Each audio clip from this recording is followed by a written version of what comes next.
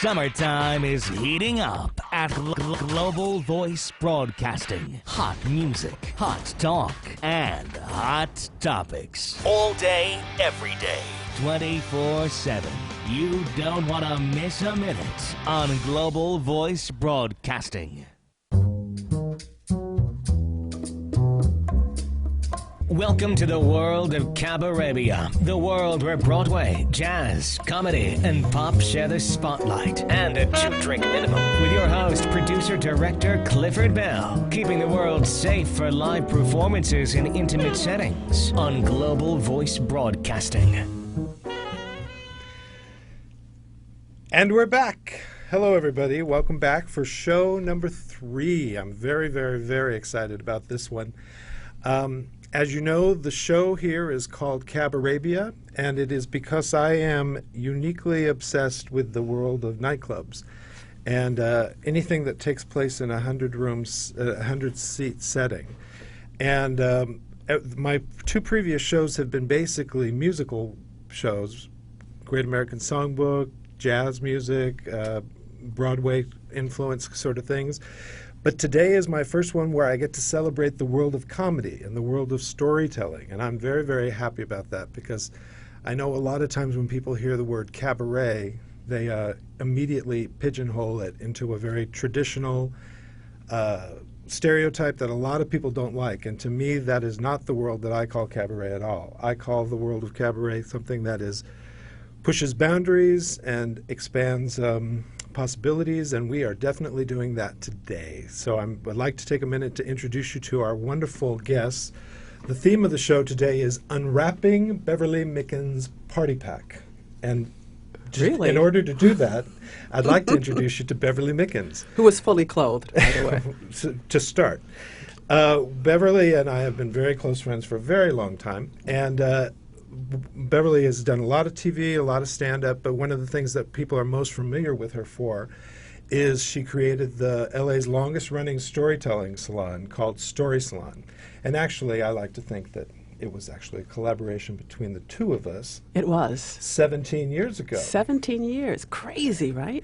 Yes, and just recently we have taken this success of Storieslon and made sort of a new incarnation that we're calling Party Pack, which adds more stand-up and more musical acts to the venue. And mystery. To the genre. Just a general mystery.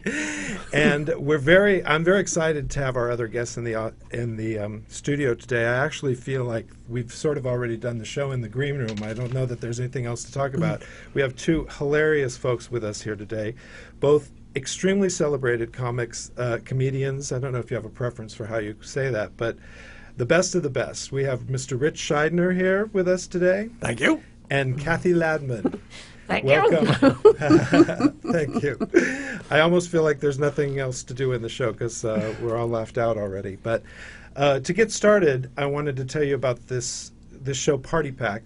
As I said, Beverly's been doing Storieslon, and that has been a spoken word kind of venue. But we wanted to do something that made room for music, because the lovely Miss Mickins here actually has a musical side as well. Although her approach to most everything is very offbeat and very unusual. Eclectic, yes. So we started about a year ago with the grand experiment of Party Pack, and we've been venue hopping around town.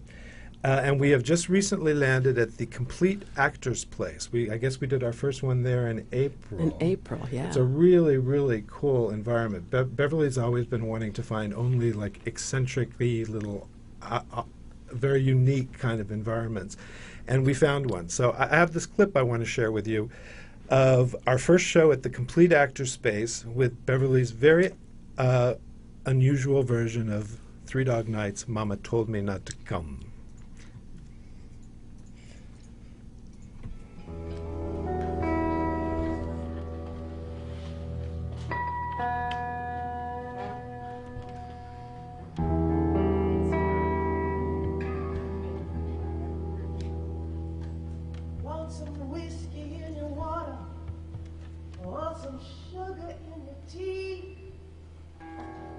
What's all these crazy questions you're asking me? This is the craziest party there could ever be. Don't turn on the lights, I don't wanna see.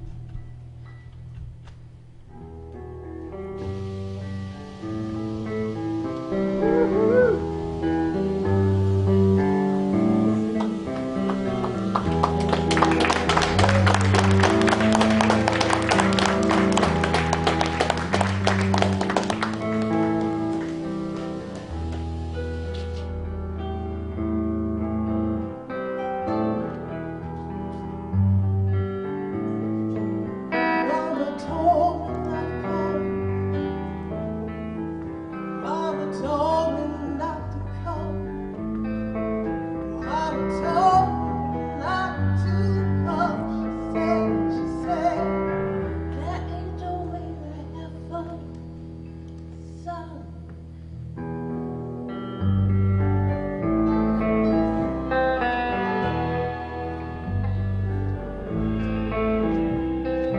Open up some windows, let some air into the room. My mama's choking from the smell of stale perfume. And the cigarette she's smoking half scared me to death. Open up the window, sucker. I can catch my breath.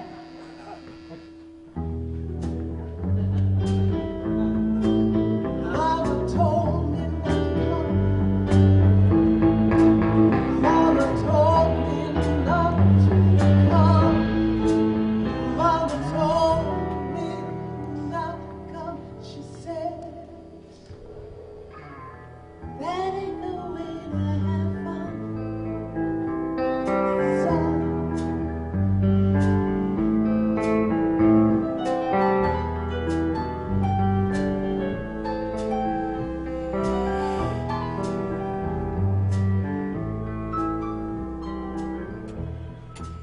Yay! That's Beverly Mickins at the Party Pack. Pot of pack. So, Ms. Mickins, tell us a little bit about Storieslon. Well, it was started, born out of a need to not want to continue doing stand-up the way I did. I was feeling constricted by that setup, punchline. And while I loved it in a lot of ways, it just felt like I needed something else. Because sometimes I didn't want to tell stories. It didn't feel like I had to be funny every minute. So, actually, when we first started doing Storieslon, we called it anything but stand-up, just because I just didn't want it to be stand-up. But it is just astonishingly evolved into this amazing weekly show where people just get up and you know, tell their stories, and we've been doing it so long, and I've had this just insane variety of people doing it. You know, certainly not only actors. I don't want only performers. We've had people who are housewives. We've had lawyers do it. We've had at least 13 books produced from Storieslon, and I would say a dang good show. You know, people just come in and they listen to stories, and it's whatever story you want to tell. And I do love that about that. I know you have a lot of people who are professional entertainers or writers or TV people or whatever, but you also have just people that don't pursue show business professionally that get up to tell stories. Yeah, well, because I didn't want it to be, you know, just all stories about show business, which nobody needs that ever, actually. You know, it's how many more stories do you want to listen to an actor not getting an audition or something hideous happening? Because that's not storytelling. You know, you need to hear the whole gamut. So what was it that made you feel the need to stretch your wings beyond the storytelling format with Storieslon to why we got together to create Party Pack? Severe depression, which I think is a catalyst for so much. No, because, you know, it's one of the things I say on a weekly basis at the salon is, you know, find out how you tell a story, let your freak flag fly. You know, just trust yourself and your ability to tell a story. See how you tell it one week. It'll be different than how you tell it the next week. And I really wasn't telling myself that. I kind of storied myself out. But the next thing for me to be afraid of and to feel that kind of fear was singing. Yes. That was the next frontier for me. Which, I think it's worth telling the people. As I said, we've been really good friends for a very long time. And I'm a person who produces quite a lot of musical events. I produce quite a lot of singers. And one day I was in North Hollywood, in your neighborhood. I ran into you walking your massive dog. She has a very unique dog. And she said, "Oh, have you heard my record?" I'm like, "Your record? I didn't even know you sang. What are you doing, making a record without having me even be aware of it?" I'm like the Unabomber of entertainers. I just want to be like left alone in a little cell, quiet. No, her husband said to me, "Beverly wants to be internationally famous, but she just doesn't want anybody to know about it." So, anyway, let me take this minute to introduce a little more time with everybody so we can get everybody involved in the conversation. This next gentleman, he doesn't even know this. It's like my great honor to have Rich Shydner here. I make a business of being celebrating the nightclub world because I have been an inhabitant of it for many, many, many years. And my longtime friend Mitch Kaplan and I used to hang out at the Improv. He was Sandra Bernhardt's musical director. Right. And in the early days, 25 years ago, we were at the Improv almost every night. And this man was a god in the scene. Rich Shydner was one of the most celebrated comics around, still continues to be. And I'm very, very proud to have him here with us today. Let me show you a little clip that I found that I'd like to share with you all. No matter how much you need each other, you know there are going to be those moments in any particular day where 1 minute you look at the other person, you're thinking to yourself, I want to spend the rest of my life with you. And your next thought could be, how can I fake my death?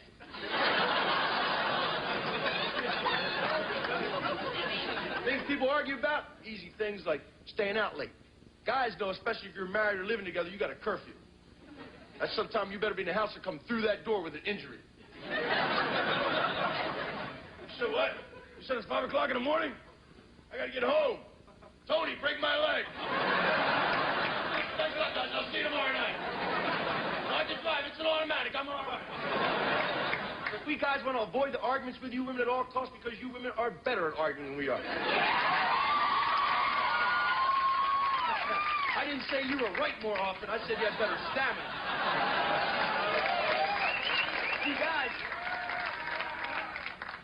just want to get the argument over with. Now, look, you told me I did wrong. I said I'm sorry. Argument's over with. No, argument is not over with. It's not over that easy. We're going to talk this thing out. I want to know your feelings. You know my feelings. Have communication here. No communication. Same things happen time and time again. We got to talk this thing out. Come on. I said I'm sorry. I'm sorry. I won't do it again until I do it again. Then I'll say I'm sorry again. You guys know you might as well argue it out with her because women remember wrongs were not addressed properly forever. You'll pay somewhere down the road, pal. Just one night you'll be like, look, I know this is your favorite show, but we're not going to watch it. That's the way it's going to be tonight. I guess that's the way it was that night when you left me in a restaurant 3 years ago, what?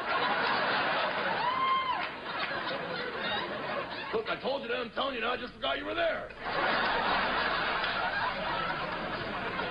You got a ride home? Didn't you get a ride home? And that's welcome, Rich. Hey. I forgot all about those bits, and that one was actually from my parents' history. Oh, really? My dad was drunk and just left my mom at a restaurant, forgot she was there. I mean, that's right out of their... Yeah. And the same thing he said, you got a ride home, didn't you? You made it? Only the truth is funny. Well, I'm very happy to announce that Rich will be joining us at the next Party Pack on this coming Thursday night, Thursday, October 22nd, at the Complete Actor Space in Sherman Oaks. And it's your first time with us. So, and I understand you just did Storieslon a couple weeks ago. Yeah, it was great. It was great. I loved it. So I know because you're sort of the quintessential stand-up, it must be a new form for you to be working. Yeah, it's very different. But I tell those showbiz stories that nobody ever needs to hear again. I tell them, and other ones too. But I like it. I like it. It is a different rhythm, totally different rhythm, and you have to allow it to be different. But I mean, if you're not into this, to try something new every once in a while, you get bored and then you want to quit the whole thing. Right. But I'll be interested to see how the Party Pack goes because you've allowed comics into it, and usually once comics enter into something, it's an infestation, and we take over, and pretty soon there'll be no singers or anybody else there, just stand-ups. I don't know that. That's, right? I mean, it's happened everywhere and every time. I don't know. I'm pretty good at the vanguard. Good. I'll be watching. You'll have to definitely do some extermination. Yeah. So, doing new things. We were just talking about that you were in the film, the documentary I Am Comic. Yeah, tell me about that a little bit. Well, I did this book with Mark Schiff called I Killed, which is a bunch of stand-up stories, the road and all that sort of thing. And then Jordan Brady came up to me after he'd read it and said, I want to do a documentary about stand-up comedy. I said, well, it's great. Let's do it, not just stories, random stories, but let's do something about what it takes to be a stand-up, a little bit behind it. So that was fun. I had a lot of fun with Jordan doing it. And then I really stopped doing stand-up. So then Jordan kind of saw this look on my face when we were out watching stand-up for stand-ups. And was like, you want to do it again? I was like, well, you know, I'm watching, I'm getting that bug. And so he talked me into going back on stage, and that sort of started me, and now I'm back on stage. But he sort of used that in his movie. Yeah, of me going back on stage. So I had to go back on, and I didn't want to just do old material, so I started working on new material, and it's great. It's been great. It's been great for me. I saw I haven't seen the movie, but I saw clips on YouTube of you walking around with Louis C.K. around the village. Yeah, it was great. I mean, like comics. I mean, Louis says, "Look, I only got 5 minutes. I'm working on my TV show." He came down and grabbed a slice of pizza, and then an hour later, we're still walking around the village talking. Right. Because comics love to talk about stand-up comedy. I mean, we spend a lot of time thinking about everything else. We spend a lot of thinking about what we do as stand-ups too. Right. You know? And you've done a lot of acting as well. I mean, I remember you very clearly from Married with Children. Yeah, I did acting. I never considered myself a good actor. What I got out of stand-up, I was always, when I was on stage, I was totally in the moment, and nothing else existed outside of it, and the freedom, and I couldn't believe the things that happened or I came up with. But with acting, I never got beyond the point of, like, my arm's there. Where's my arm going? Why is it going up that way? Should I touch my head now? Play with my hair a little bit. What did that guy just say? Is it my turn? So I never got that, what I got out of stand-up, out of acting. But I did enough, I serviced enough, to be able to go out there and do my lines without messing up too bad. All right. Well, I'll take this opportunity to introduce you to our next in-studio guest. I had the great pleasure, I remember, she doesn't, of first meeting this woman at Beverly's wedding, which we were just talking about, was 13 years ago. A particularly gorgeous wedding, wasn't it? So it was such a beautiful wedding. Great day. Great day. But I was very impressed to be sitting near her because I knew her as a famous TV face. So this is a woman, very celebrated comedian, 9 times on The Tonight Show, and a face you know from so much television.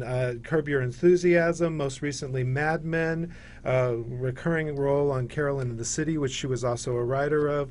Please welcome CATHY LADMAN. I'm going to show a little clip, and then we'll be back to talk.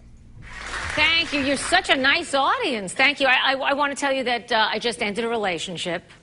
Yeah. I got married. I know, that pretty much kills it. Yeah. A lot of married people here. Marriage is, thank you. Marriage is tough. It really is. It's very challenging. Marriage, to me, is like a 5,000-piece jigsaw puzzle. All sky.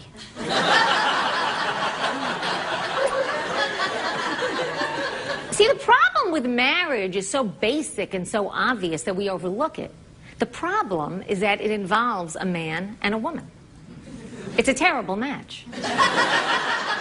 We don't belong together. We don't speak the same language. We never will. I'm a woman. I'm into the minutiae of life, the details, the things, under the other things that you can't see.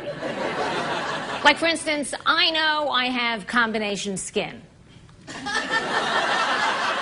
My husband is pretty sure he has a face. And that's enough information for him.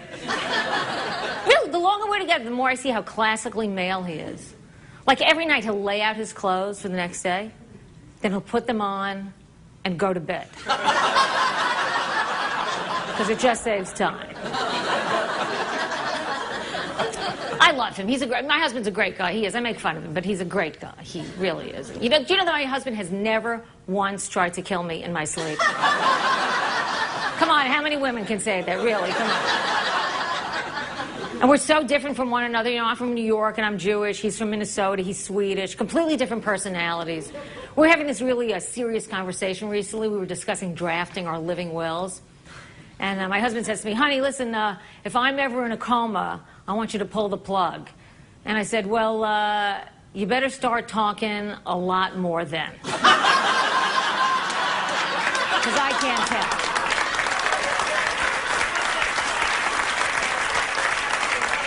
Just a little conversation every now and then so I don't accidentally murder you.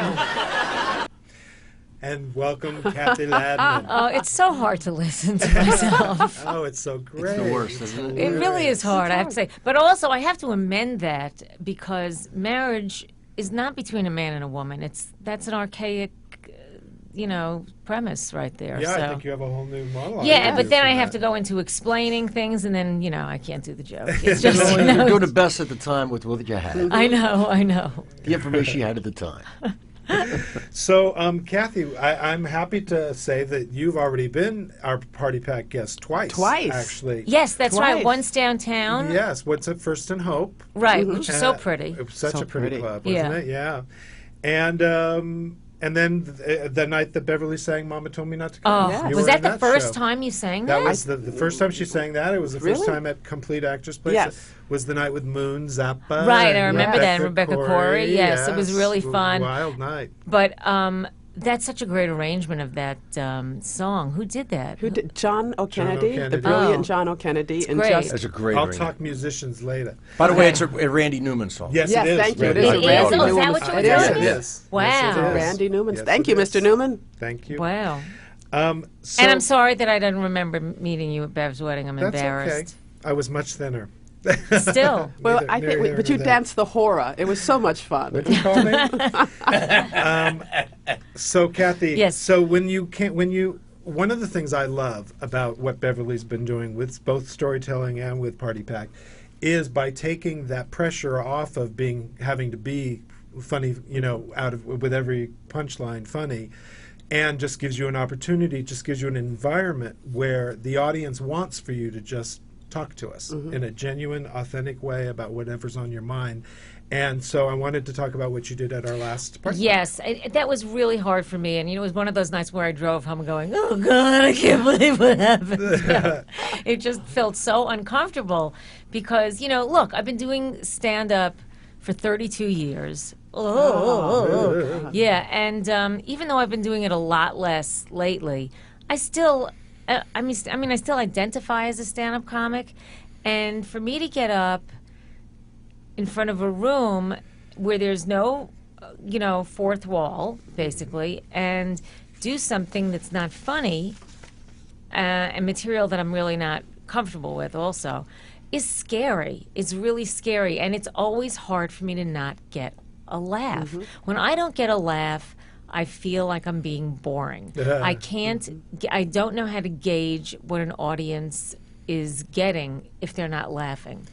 Which is all the more reason, as far as I'm concerned, why Storieslon and why Party Pack is such a valuable thing. Because what you did was beautiful. It was so good and so enriching to listen to. Oh God, I have even though no it idea. wasn't. Yeah. Well, because I've seen parts of you do this show before, and it is wonderful, and it's not always funny, but who I watch and what I'm intrigued by is you.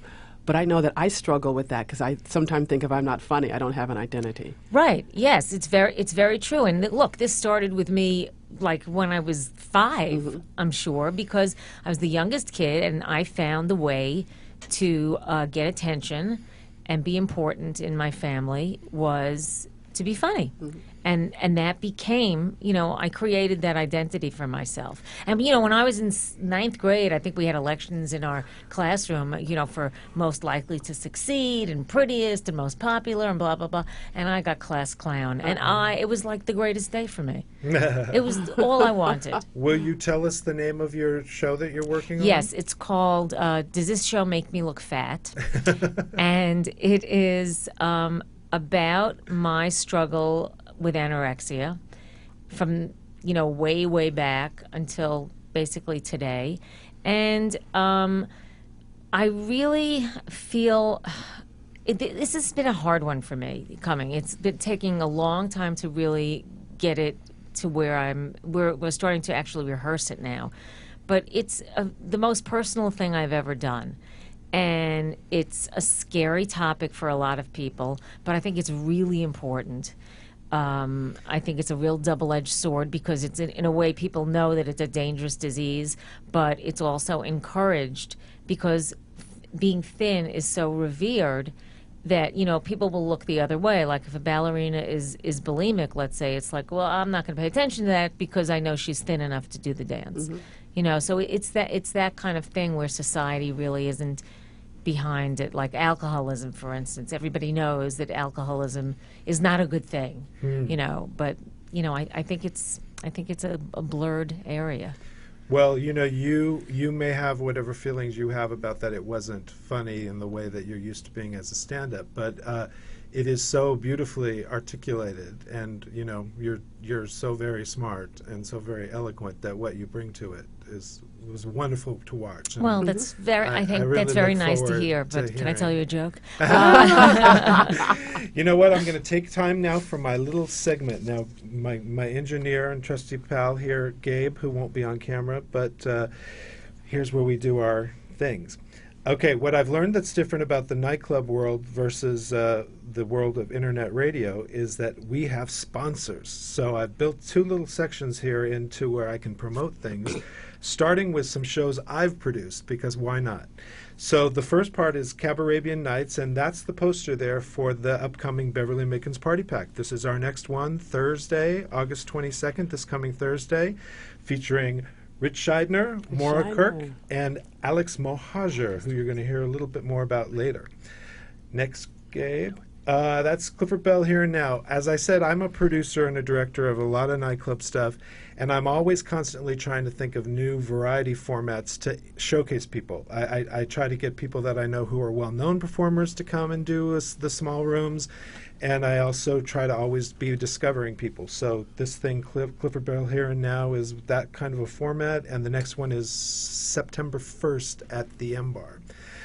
The September 28th at the M Bar is the 13th anniversary of the Cabarabia Spotlight. That's another format, a variety show format that I created at the Cinegrill at the Hollywood Roosevelt 13 years ago. And it's still going strong, only now, since the Cinegrill is no longer, I call it the Cabarabia Spotlight. And go ahead, ship to the next card, please. And this particular one is going to be a benefit for Songs for Isabella. My good friend Bells Wordling and I created a grassroots fundraising effort for a family with a beautiful little girl that has a lot of medical challenges, the Isabella Vahanian. And so we, every once in a while, a bunch of great people come and have these fundraisers for her, and the next one will be on September 29th, I think, at the M Bar. Go ahead, Gabe. And one of my proudest things that I'm so happy to announce is I work with a woman named Joanne Tatham. We just put together her brand new show. Is called Soundtrack New York, Music from Movies Made in Manhattan. And we just booked it at the Carlisle in New York City, which is a very, very Tony gig, everybody. We've got it October 3rd and 4th and October 10th and 11th, framing the Mabel Mercer Cabaret Convention in New York. Very fancy doings. Super proud of that. Excellent show. And then the last here, the cabaret theatrical community recently lost one of our real patron saints. The manager of Hollywood Sheet Music, Rick Starr, died. He was a very beloved figure in our group, and he recently passed on. So we're having a mega memorial for him at the El Portal Theater on Sunday, October 6th at 5 o'clock. So anybody who remembers Rick, please come by for that. Now, also playing around town, I just want to tell you about a couple other things that are around that I know. Picture Perfect. I booked this gentleman, Scott Evan Davis, from New York. He's a singer-songwriter out of New York who my friend David Snyder, who's a big musical director in New York, called me up and said, this guy's the hot new thing and he wants to come to L.A. So we put him at Catalina Jazz Club this coming Wednesday night, August 21st. So check him out. Also, Robin Spangler, who won the BroadwayWorld.com award for Cabaret Singer of the Year, Female Cabaret Singer of the Year, just let me know that she's playing London. She just got a gig in London at the Pheasantry on September 3rd. So if you're in London, or if you can afford a plane ticket, go see Robin, September 3rd. Also, there's a really fun variety night that goes on, run by a woman named Kate Pazakis. Now, I believe her real name is probably Kate Pazakis, but for marketing purposes, she puts everywhere you see her name, Kate Pazakis. And she runs a thing called Standing Room Only. She's a Broadway girl, and her friends are all the people that have been on Broadway or should be on Broadway, and it's a killer beltathon you have to go check out. The next one's on Monday, September 9th. And then Shelley Markham, who is the long-celebrated collaborator for Andrea Marcovici, the Grand Dame of the cabaret world. Shelley, a very celebrated musical director, composer, arranger, has just released his own CD, and they're doing the New York CD release for that at Don't Tell Mamas in November. So, and Shelley and Andrea are going to be my guests in mid-September. So check that out. And I believe we're done. I paid the bills. All right.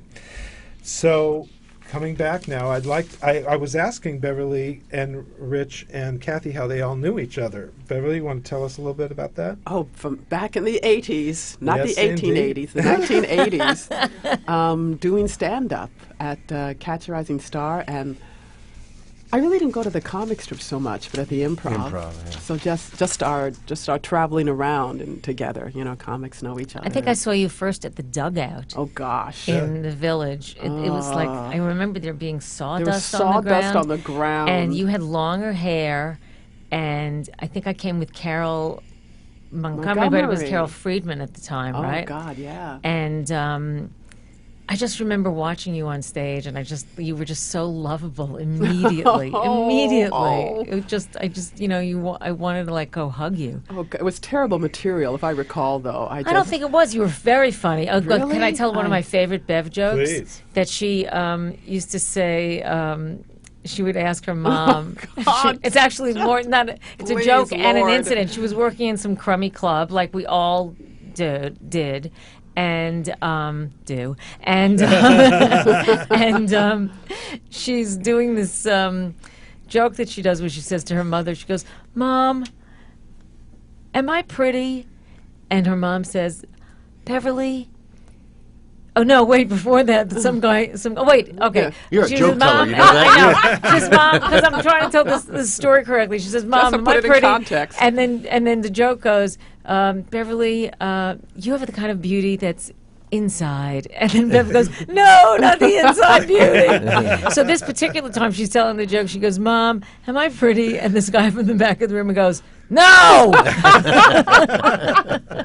I hope that man suffered terribly at the end of his life. This is what I still hope. Oh, I'm sorry, I couldn't get through that easily. But Clifford, I have to ask you. You know, Yes. earlier you said that the next party pack, you said that Rich was going to be on October 22nd. Oh, did I? And then you said So August lame. 22nd. It So is which is August. right? It is August, yes. Thank you. Thank Sure. you, Kathy. All right. Yeah, I have 2 brain cells left, and they're resting. So, yes, August 22nd, which is 4 days from now. 4 days. Thursday night. Come on down, Come on folks. down. Yeah, this place, you could see it on the Don't Mama Told Me Not to Come video. It's not even really a Gorgeous. functioning club. It's more like a soundstage, really. But it's super cool. It's run by these guys, Alex and Lonnie. Beautifully, we love these Beautiful guys. place. And it's got an enormous stage. You don't see. It's a small club. It seats less than 100 people, but it's got a stage that's like the size of a sound Can stage. I ask With Rich something? curtains and Rich, do you stuff. still Yeah. run on the stage? No, I don't run on the stage anymore. I won't need all that stage. I'll sublet it to other performers. I'll make a couple bucks while I'm up there. Tell us the story about your, Oh, I was at Minnesota. There was a place called Mickey Finn's, which was one of the early clubs, and they were all these little clubs just put in rooms. And the way the comedy club explosion happened in the '80s, and they brought me out there in 1980, and I really wanted to make an impression because I saw the local comics staying in the back of the room, which, you know, Alex Cole and Jeff Cesario and Louis Anderson, and they were all waiting for the new gun to come in and see what he's got, you know. So I was really amped. I had my Walkman on. I was pumping Elvis Costello. And so I announced, I'm just going to run up on stage and jump up there and grab that mic. And I didn't realize the stage really was nothing but a sheet of plywood over top some milk crates. And I hit that thing, and the whole plywood just I just surfed right into the wall, crashed into the wall, separated my shoulder, fell over, knocked over a couple of tables, you know, and it just like people went nuts. They were like, "This is you know, they a show." There was no judging. It's a show. It's like, oh, look, we get a car crash, comedy in a car crash, you know? And so I just finished the rest of the show, and then they took me to the hospital at night, and the doctor just lifted my arm and popped it back in, and that was it. It was just really you know, that you go, oh, I think I better check out the club next time before I just walk in, just get a little lay of the land. Well, there is a proper stage at the Yeah. Complete Actor Space, so you don't need to worry about But that. back then, it was really, I mean, they were just putting places up, and and guys were just starting these rooms, and it was really like spanking our gang, you know. It was Oh, like- it was crazy. I remember going to Montana with Middleman one time, and we were doing it in these different steakhouses, and they rented a spotlight and put it into a closet. And so the spotlight's on, and somebody walked by and went, "Hey," and shut the closet door. We were in complete darkness. All right, well, I'm going to show another video now. As I said, the difference between Storieslon and Party Pack is that not only are we allowing the stand-ups in for this one, although I've been warned now, I guess I need to figure that out. It's also to include musical people. So Beverly, as I said, released a new CD at the beginning of the year called Everybody's Talkin'. Although, you know, she is so resistant to doing anything like anybody else does. I said, well, let's do songs from the CD to promote the CD. And she's like, no, I want to do something new. So every week we like completely create a new body of work. So anyway, here's a song from, let's see, this was the February Party Pack that we did at Kulak's Woodshed. Kulak. Oh, Kulak. And, Oh, you know Kulak? Yeah. Crazy Tried to talk him place. and let me do comedy there, but he Yes. didn't want the infestation. He's infested already. Hit it, Gabe. He didn't own a TV, he did not own a car, he just ate what Jack made for him behind the bar. He used to have a wife, but she left him in tears. He hadn't had a drink for 25 years. Rack it up. Rack it up. Rack it up. Rack it up. Rack it up. Till the day he was dead, that's all he ever said. Rack it up.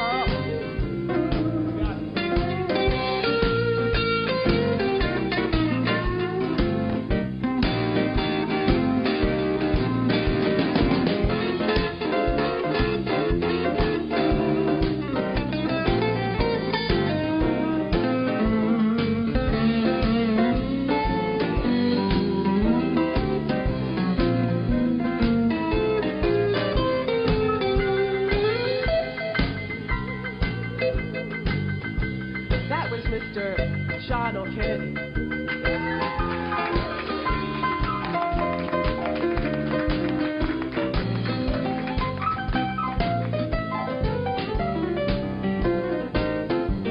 And this is Mr. Tim Butterworth.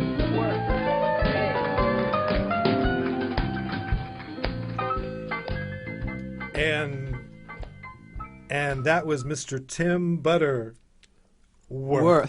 Beverly, his name is Tim Butterworth, but every time she has to say it, she goes like back and forth 5 times between, is it Field, is it Worth, is it For some reason, which it should which be one is Butterfield. it? He should just change his name. Isn't it Mrs. Butterworth? See that? Yeah. Yes. Yeah, there you go. Yeah. Mrs. Butterworth. That would be good. Yeah. Anyway, I want to take this opportunity to talk about the band. I personally call them the greatest band in the world, and Beverly calls them the Soup of the Now. Soup of the Now. That's the name of the band. Yes, and it is John O'Kennedy there John on guitar, O'Kennedy, brilliant man. who is Beverly's chief collaborator in doing odd things to the songs. She always takes them at different tempos or different. I'm always getting her to lower the keys. Lower she the wants to key, sing lower the key. Stratospheric. And Tim Butterworth on keys, Peter Ewan on bass, and Tom Bow on drums. Tight group, tight. Tight. So one of my favorite things about the Party Pack is we've been able to get a lot of great name performers like Kathy and Rich and Melanie Mayron's done it, and but we also use it to introduce new people, new up and coming musical talents. We've had Catherine Gallagher, who's a young teenage she's just turned 20, a killer singer songwriter. Polaris Rose, a singer songwriter acoustic duo that I love so much. Clive Kennedy, your friend, David Kaufman's done it. Melanie Mayron even sang one night. And this coming week, this gentleman is new to me, and I saw him at a show, and I just dropped my jaw. I thought he was one of the most exciting new singers I've seen in a very, very long time. I am not a fan of that like vocal gymnastic-y kind of American Idol stuff. That is not my taste. But when I saw this gentleman, he had one of the most gorgeous voice that is without limit. I've just never seen a voice that can do more than this gentleman's voice. I did a show with him a couple weeks ago and happened to have a small clip of it. It's not a fraction of what you're going to see if you come this coming Thursday night. But let me share this clip with you of Alex Mahajer. Is your figure nice and green? Is your mouth a little weak when you open it to speak? Are you smart? So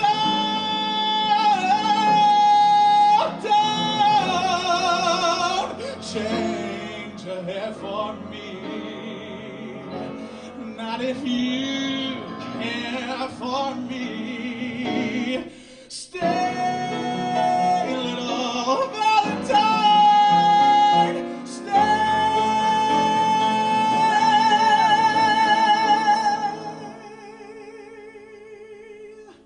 Each day is Valentine's Day.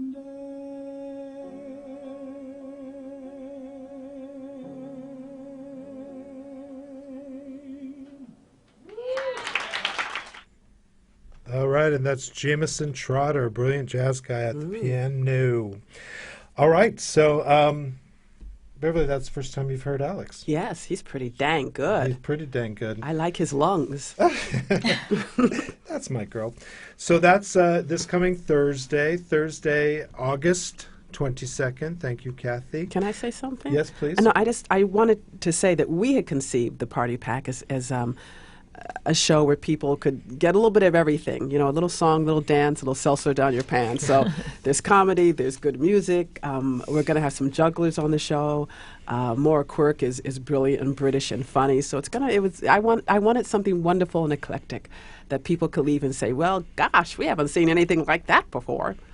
And I think we had a did good it. time. Yeah, we're moving toward And it. we Yeah. have Mr. Schneidner. Yeah. Very excited for that. And Kathy, you'll be back for another Party Pack. Before the hope end of the soon. year. Oh, that'd be great. You know, we just recently This committed Thursday. at the invitation of the venue. We were only doing it every Yeah. couple months, if that, and they asked us if we'd go monthly. So we just recently committed to going monthly. It's so pretty. It's such a great space. It's Yeah. such a beautiful space. Wonderful. And All right, so let's see. I have one more thing I'd like to share with you by way of video. I usually do one more little segment of ads for things here called the Classifieds, which everybody makes horrible fun of me for, probably rightly so. I should put a little top hat on it. But this time I'm going to devote the whole Classified section to a trailer of a movie called Remember to Breathe. This gentleman that made this movie, hold it for just a second, Gabe. This was made by a friend of mine named Mark Saltarelli, a wonderful filmmaker, and this is a beautiful film that stars Lee Merriweather, Susan Blakely, and a Broadway girl named Leanne Larkin, and it's taking film festivals by storm. It's done 30 film festivals worldwide, and it's about to make its Los Angeles debut in the LA Shorts Festival on September 6th at 1 p.m. It's a beautiful film about the later life of a chanteuse. I think they've stolen my diaries. But all right, now you hit it. You made me love you. I didn't want to do it. I didn't want to do it. Again.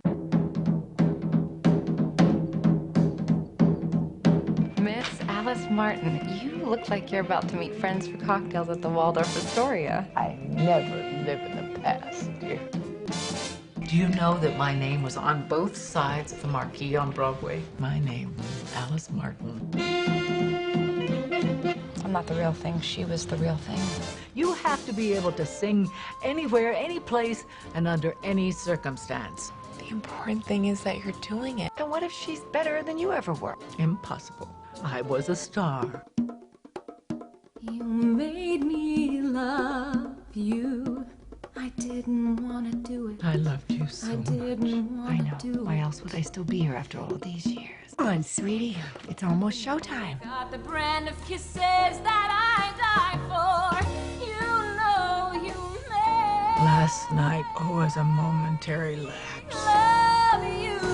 Alice, give us some of that old magic.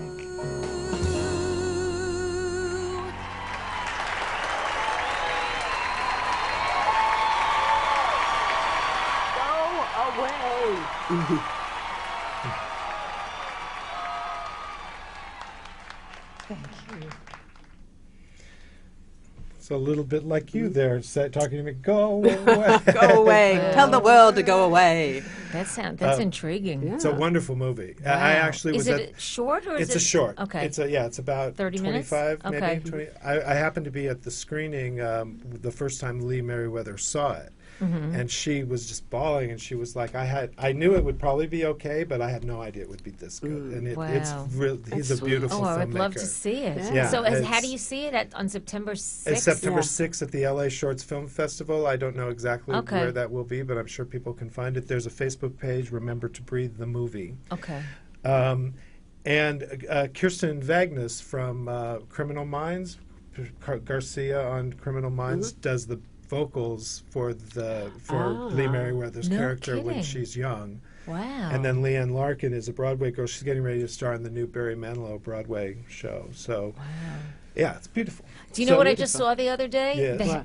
And I knew nothing about it, the Helen Morgan story. Oh, yes. I know nothing about With her. Doris Day, that one? No, it was with Anne Blythe Oh, yes. and Paul Newman. Oh, wow. Yeah. Wow. And some, very interesting character actors all throughout. I couldn't believe Cara Williams was in it. And Oh, yes. So it was great. It was great. It was fun. Why Was I Born?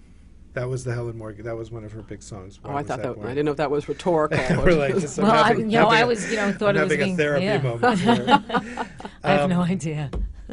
So, Kathy, do you have any immediate plans for your show? Well, like I move said, forward? we're rehearsing it. My director and actually co-writer is Jolene Adams, and she has Actors Art Theater, which is a very tiny theater in the Fairfax Wilshire area. So I know that we're going to start doing it there when we start, and then we want to really bring it like around the country to many smaller theaters, and not kind of like splash it in bigger places here. I want to develop it, and I don't know exactly where I want. I definitely want to take it to colleges because I think it's really important to focus on that age too. Yeah. But so we're just rehearsing it now. Right. And Rich, I tried to get you to tell me something, but every time you start to say something, you say, "Till it happens, it doesn't." Not real. No, I'm taking the same approach as Kathy. I'm working smaller and smaller venues. I want a much more exclusive following. I'm trying to get down to like working just cars, just the people in cars. Right. I'm working at my neighbor's house. Yeah, that's exactly. I'm just doing lawn care and comedy. Is what I do. All right. Yeah. Well, we know where we'll find you Thursday night, hopefully. Okay. Hopefully at the Complete Actors Place in Beverly Mickens Party Pack. Beverly, anything to say and send us off? My good friend? Come see this show or any show ever. Just trying to make it general. Wow. Well, I'll make it my business. We made it through the whole evening without calling each other horchata. Yes, We've that's called each true. other Except now horchata you've just for the blown it. What's last horchata? For some reason, we call each other horchata It's a for nickname. 15 years. Oh, okay. Goodbye, horchata. Goodbye, horchata. Thank you Say so goodnight, much, horchata. Gabe. Thank you, Todd Murray, for letting us be here. Thank you, Trisha Trippett, my co-producer. Thank you, everybody. See you next week. Thank you. Thank you. So it seems that we have met before.